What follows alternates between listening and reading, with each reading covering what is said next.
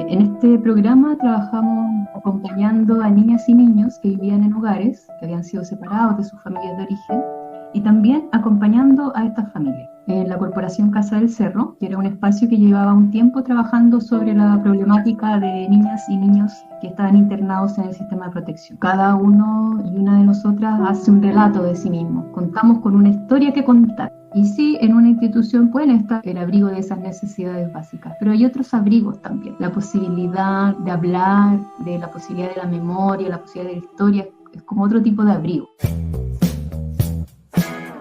Bienvenidos a La Hora del Museo, el podcast del Museo Histórico Nacional.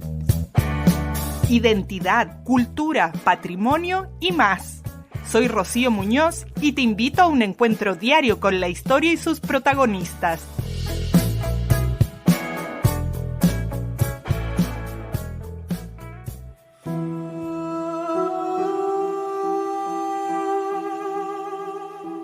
Alrededor de 10.000 niños y niñas se encuentran en diversos tipos de cuidado, desde hogares de acogida hasta residencias del Sename. En este contexto, nos vamos a adentrar en el libro El silencio que nos habita, una obra que examina de manera incisiva la relación sobre el psicoanálisis y las violencias sistémicas que afectan a estos menores. Coordinada por Pilar Sosa y el colectivo de Mujeres del Silencio, esta publicación nos ofrece una mirada profunda sobre cómo el sistema social impacta la identidad y el bienestar de los niños en protección. Para profundizar en este tema, vamos a conversar con Claudia Curimil, psicóloga clínica y especialista en psicoanálisis con niños y adolescentes. Claudia es autora del capítulo Acompañar a Laura, donde comparte su experiencia de escucha y apoyo a una joven madre y a sus hijas que han estado bajo el cuidado del Sename durante años. En esta entrevista vamos a reflexionar sobre los conceptos de inhabilidad parental y cómo la violencia institucional puede fracturar la identidad de un ser humano. Claudia también nos compartirá su perspectiva sobre el acompañamiento a niños y familias en contextos de institucionalización y vamos a dialogar sobre la realidad de la protección infantil en Chile.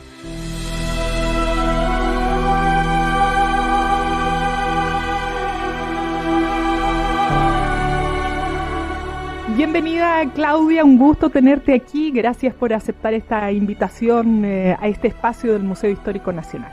Hola, Rocío. Muchas gracias a ti y a ustedes por este espacio. Estamos contentas de poder hablar y conversar de este libro. Bueno, para nosotros es importante hablar de lo que sucede hoy, entendiendo también a través del pasado. Hay problemas que subsisten, que se han venido arrastrando por años. Hace algunas semanas comentábamos aquí, a raíz de los 100 años de la Declaración de los Derechos del Niño, comentábamos cómo ha ido evolucionando el sistema de las infancias, vamos a decir, en Chile, respecto a los hogares de menores, al Sename, a la justicia, al discernimiento también de los menores.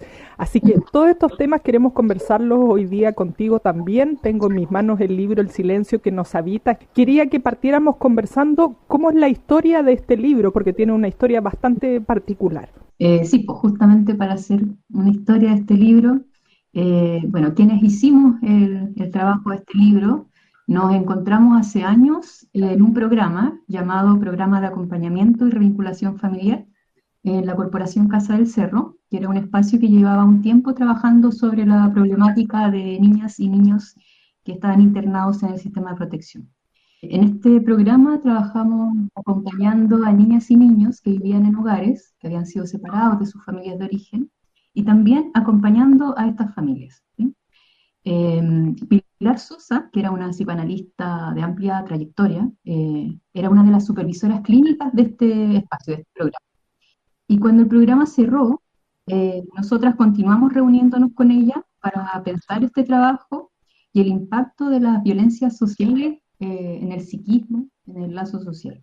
Entonces estaba la idea de poder escribir sobre esta experiencia.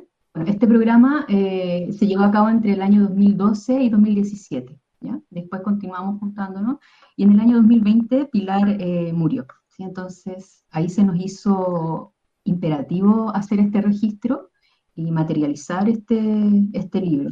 Nos convocamos a trabajar en reunir textos, en fin. Y compartir también el trabajo teórico clínico de Pilar, porque ella contribuyó de manera muy importante, teóricamente y clínicamente, para sostener esta escucha en estos contextos que eran difíciles. Entonces, el libro busca compartir un trabajo clínico desde el psicoanálisis con un sector de la población que ha sido históricamente marginado, ¿sí? Y sometido a una precariedad tremenda en su vida cotidiana. Compartimos también ahí una manera de pensar sobre cómo la realidad sociohistórica y la violencia de esta realidad tiene efecto en el lazo, en el psiquismo, en el afecto de las personas. Bueno, y la posibilidad de hacer un trabajo de escucha en contextos que violentan, ¿sí? Que tiene esa particularidad. Entonces, es un libro que está dirigido, si bien como a colegas del campo de la psicología, como aborda también problemáticas sociales, pensamos que también puede ser leído por otros terapeutas, trabajadores sociales, abogados, profesionales que operan en estas instituciones y que puede ser un insumo para pensar y mirar desde otro lado lo que pasa de esta realidad. Bueno, yo diría que es un libro que pudiéramos leer todos, porque a mí me emocionó muchísimo, me conmovió, vamos a decirlo de esa manera, nos abre la puerta a una realidad que a veces queremos esconder debajo de la alfombra, como todos somos parte de esto, no son solo las personas que se ven en una situación de dividirse la familia, sino que todos estamos contribuyendo o no haciéndolo de alguna manera. Así que me parece fundamental y por eso es la idea que lo conversemos hoy aquí en día. Antes de entrar en los detalles y en los casos que se abordan en el libro, para tener un contexto, sabemos que hoy se están intentando cambiar muchas cosas, de mejorar el sistema, pero tú que has trabajado ahí, te quiero pedir que nos armes como el contexto en el que hoy día, por así decirlo, se resguarda, y voy a decir entre comillas, a los menores que se alejan de sus familias por distintas razones. El Sename ya no, se le ha ido cambiando el nombre, yo ya me perdí en qué vamos, pero ¿cómo son estas instituciones o cómo se maneja hoy este sistema, digamos, de protección, entre comillas, de menores?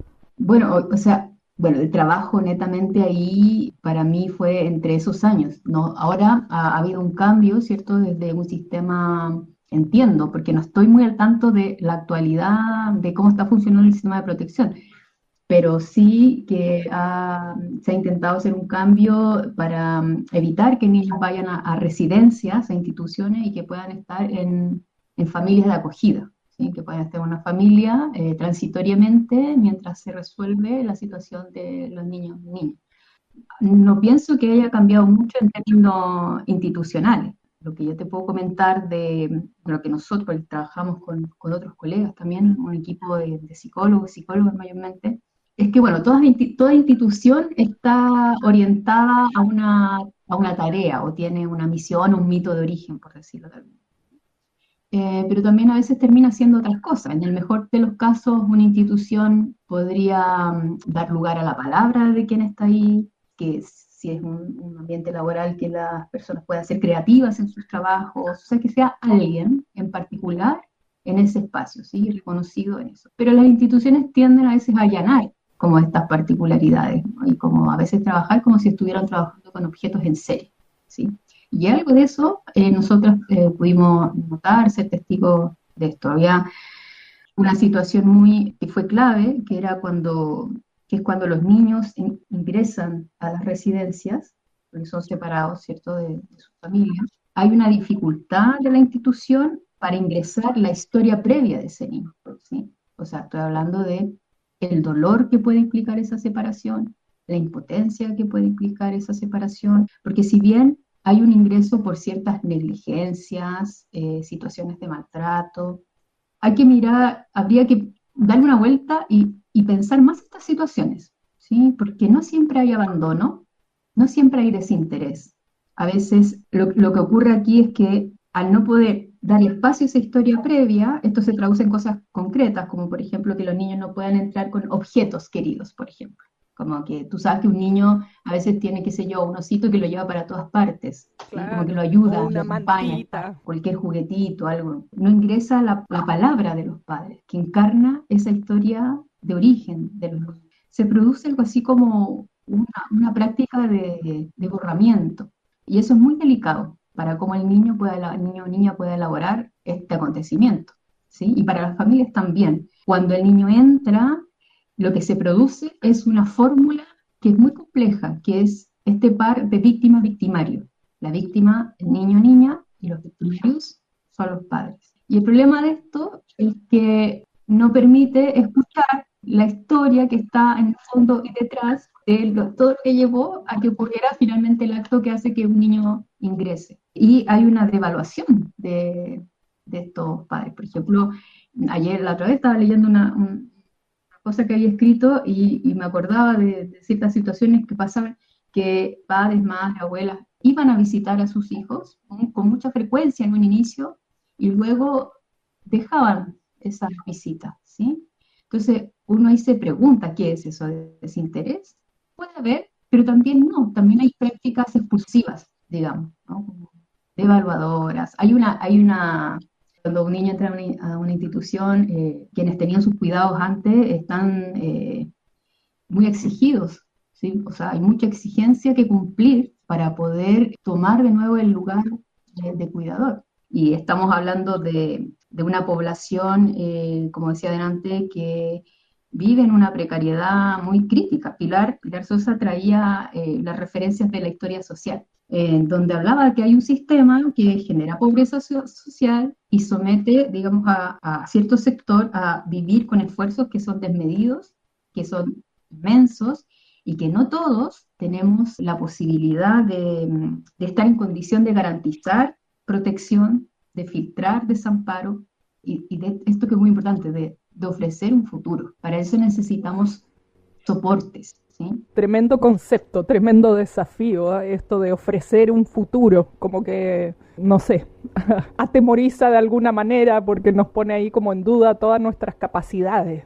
Digo, como adultos, si tenemos menores a nuestro cuidado, a veces no somos capaces, muchas veces, ni de ofrecernos un futuro a nosotros mismos. Y bueno, y en estas condiciones donde se vive el día a día, ¿no? Está salvando, o sea, los acompañamientos que hacíamos eran en condiciones donde a veces había casa, a veces no, o sea, las personas están sobreviviendo en el día a día, y bueno, por eso que la violencia de la que hablamos tiene que ver con una violencia de silenciamiento, de desmentir esta parte de la realidad que nos estamos integrando al momento de poder darle una comprensión a esta problemática, ¿sí? Como una violencia que tiene que ver con acallar este desamparo histórico y en donde estamos implicados, quienes trabajan ahí. Claro, bueno, yo decía en un inicio todos, ¿no? No solo los padres o los cuidadores directos, finalmente se ha montado un sistema, como tú mencionabas hace un momento, haciendo referencia a la historia social nuestra,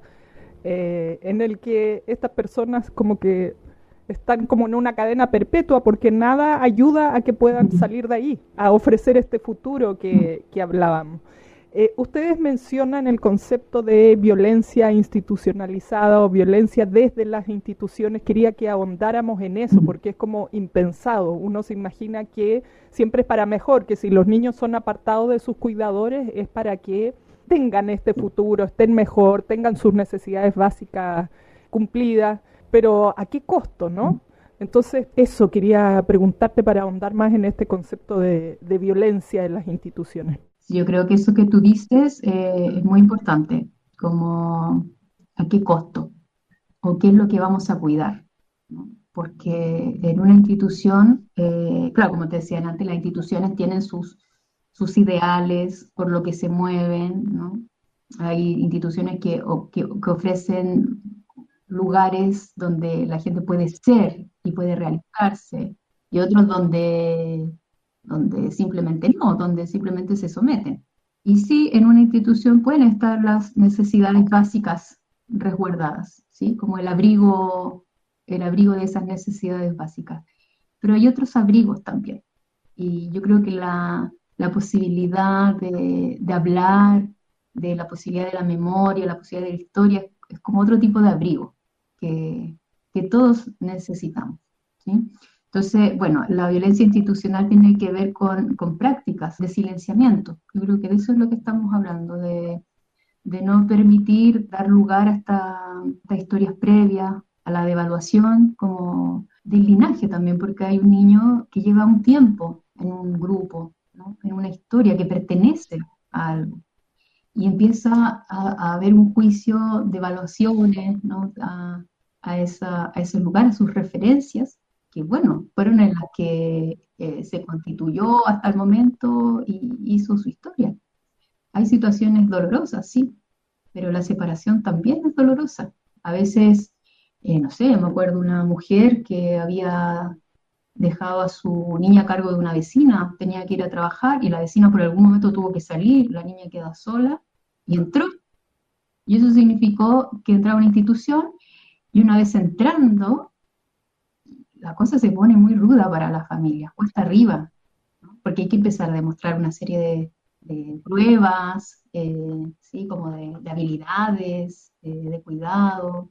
Y para los niños es muy difícil estar con toda esta vivencia silenciada. Hay mucha homogenización también. Hay poca posibilidad de que los niños puedan reconocerse en sus particularidades. Quizás los nombres cariñosos que tenían de antes queda cortado, es como una ruptura. Bueno, y la idea es que si ocurre algo así, pueden haber palabras que acompañen esas vivencias, porque eso va a ser lo que le va a permitir al niño hablar de sí en un futuro y hacer un futuro también.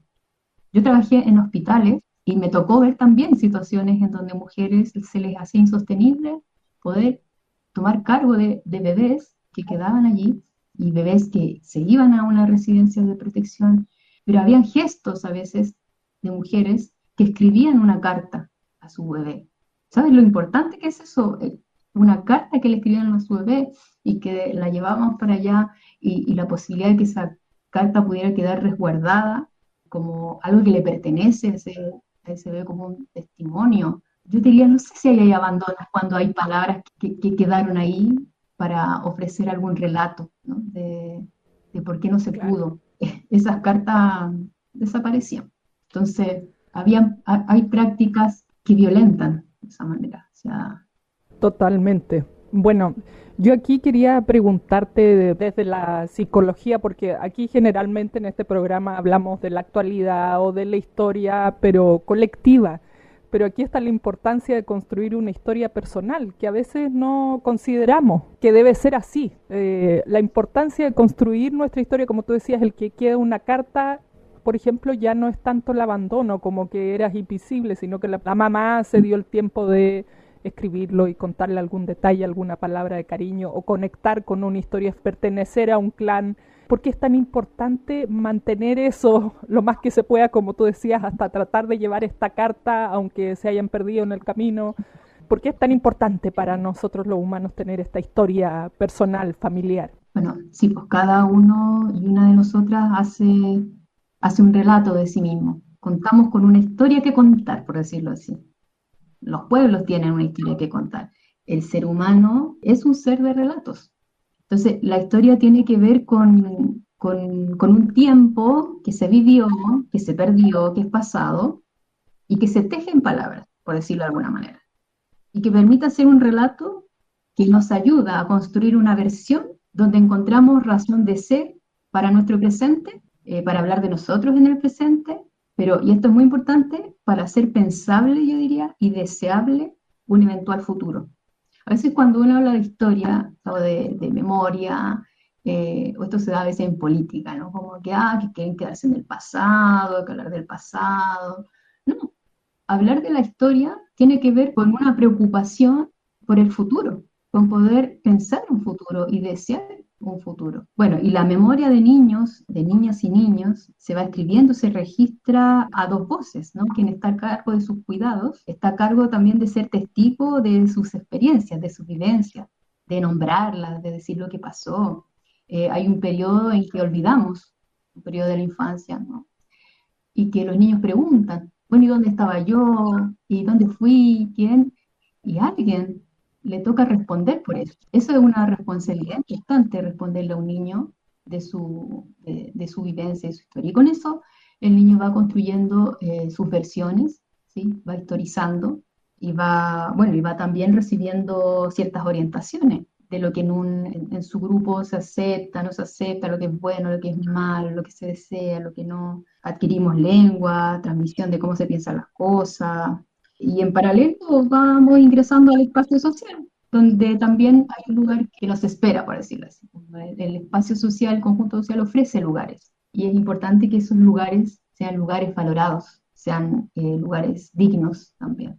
Pero te diría que el trabajo de historización, que lo podemos llamar del yo, como se dice, pero diría un trabajo de historización que hacemos tiene que ver también con contar una historia y de conservar cierta, ¿cómo decirlo?, mismidad. Lo que fuimos no es un extraño de nosotros. Bueno, a ratos un poco sí, pero vamos cambiando, pero algo va permaneciendo también. Y nos ayuda a pertenecer, y nuestra historia también es parte de otra historia, es parte de una historia mayor, y nos ayuda para poder ubicarnos, para poder anclarnos para el futuro. Sí, yo creo que eso es importante, que siempre hay una crítica como que hace en el pasado, y cuando salió todos estos informes en Sename, ¿no?, de la catástrofe, ¿no?, niños muertos, de la violencia, ¿no?, de la cantidad de, qué sé yo, de diagnósticos, de psicofármacos. Bueno, hay temblores subjetivos que no se curan con psicofármacos, Totalmente. se alivian con trabajos de memoria.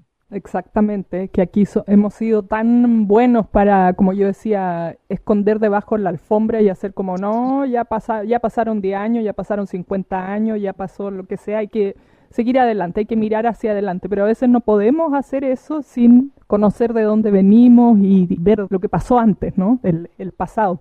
Quería ir a la estructura del libro en sí para preguntarte cómo fue el trabajo que ustedes hicieron, en qué consistía.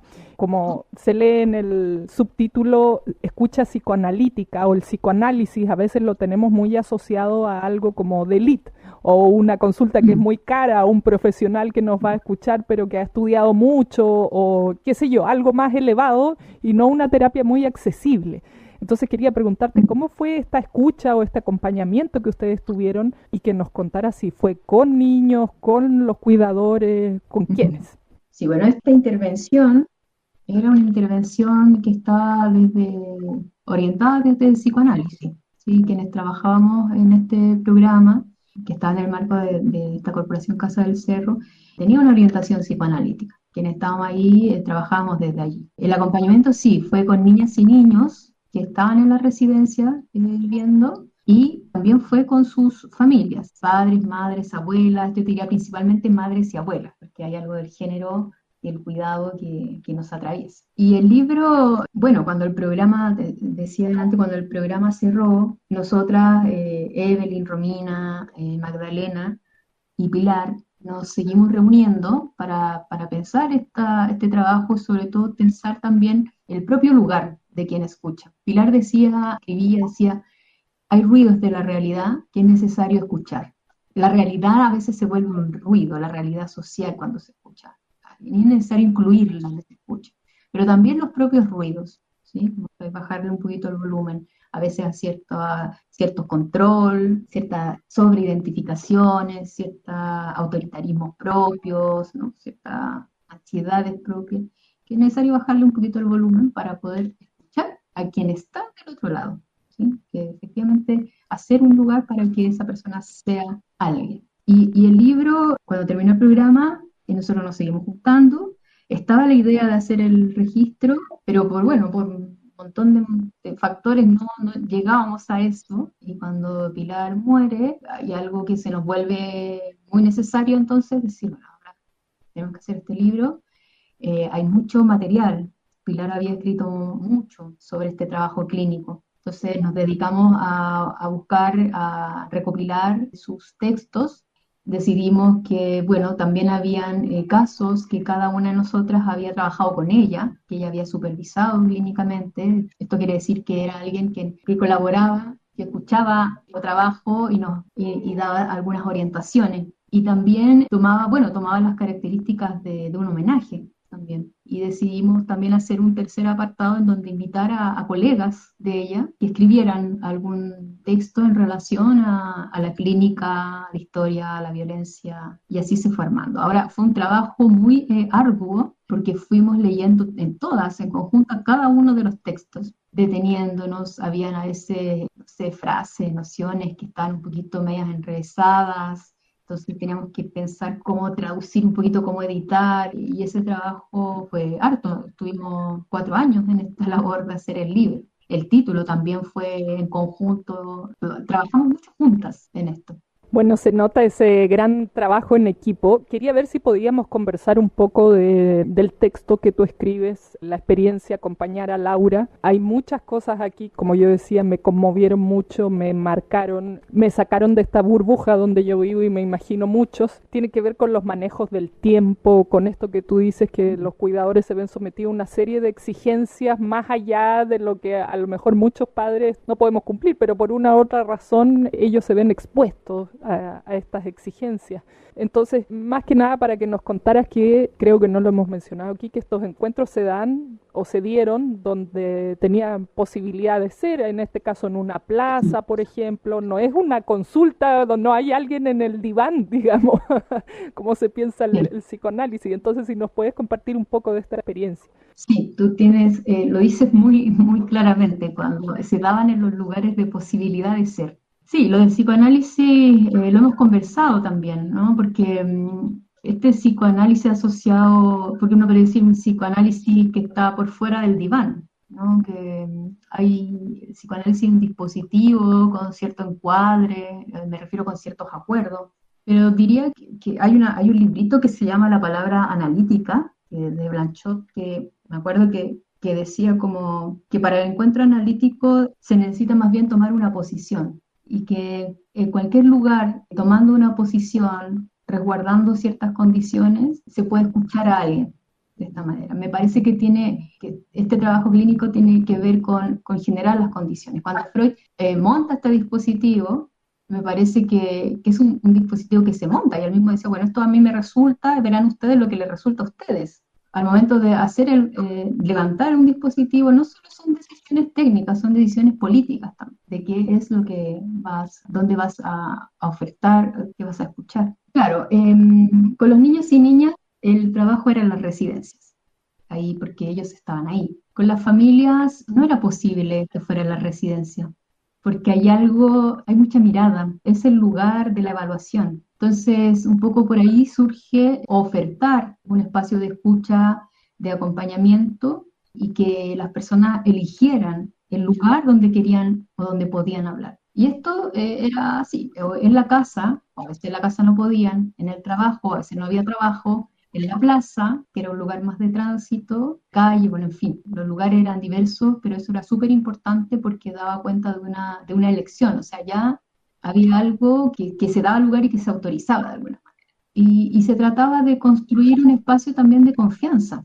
porque es un sector donde el lazo social, como decimos en el libro, está muy fisurado, es muy difícil confiar en el otro. Y es una escucha abierta, donde está permitido, donde se puede hablar de los dolores, de la separación, o de cosas más, de los horrores también. No está dirigida, no es como hablar constantemente de una cosa, y donde importa mucho que haya un tiempo y un espacio, porque a veces habían situaciones que podríamos decir muy traumáticas, y esto en lo concreto se transforma en personas que llegan, que a veces no, que a veces sí, como que hay desencuentros, ¿sí?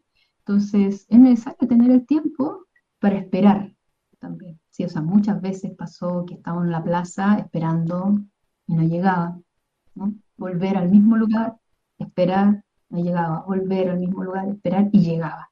Entonces, esa espera, no sé, ese mostrar también un deseo por estar ahí, tenía un efecto.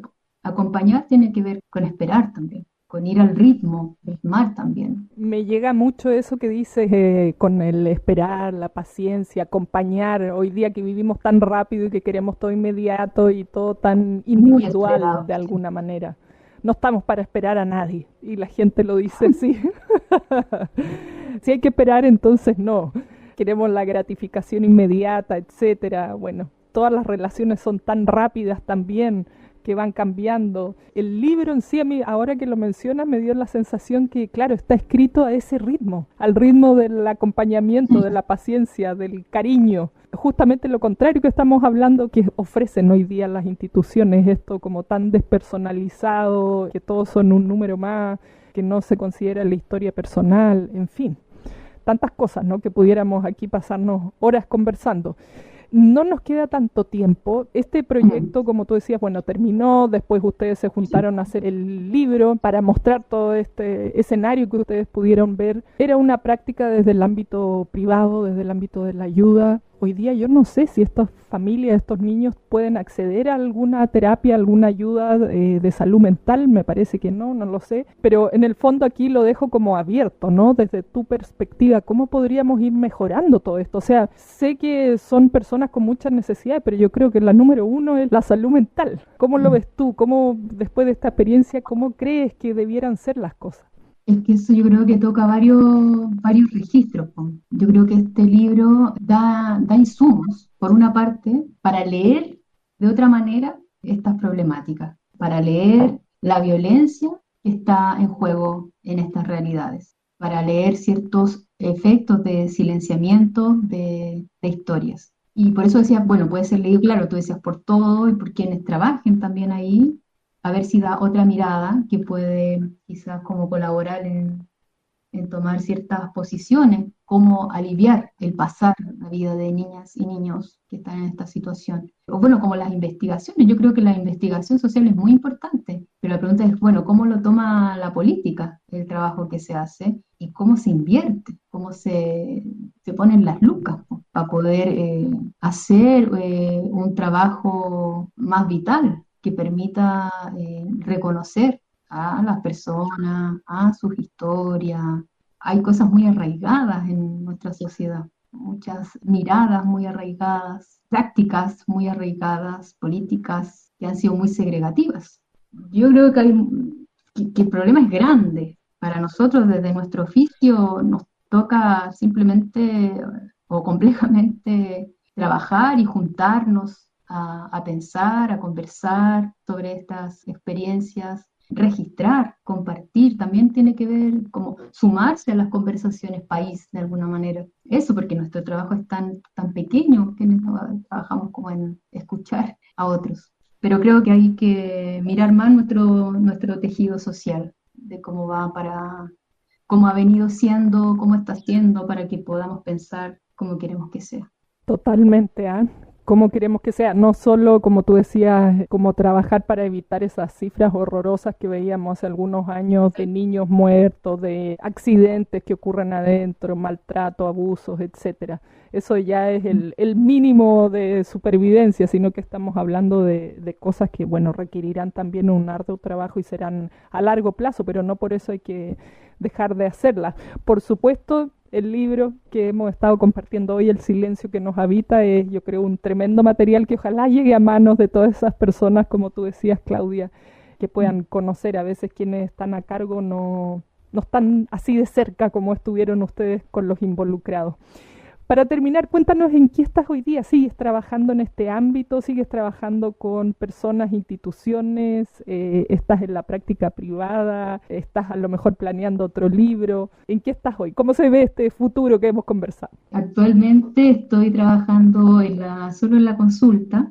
Digo solo en la consulta porque generalmente trabajo en más lugares, pero tiene que ver con un asunto de realidad personal, con hijos pequeños, una guaguita pequeña.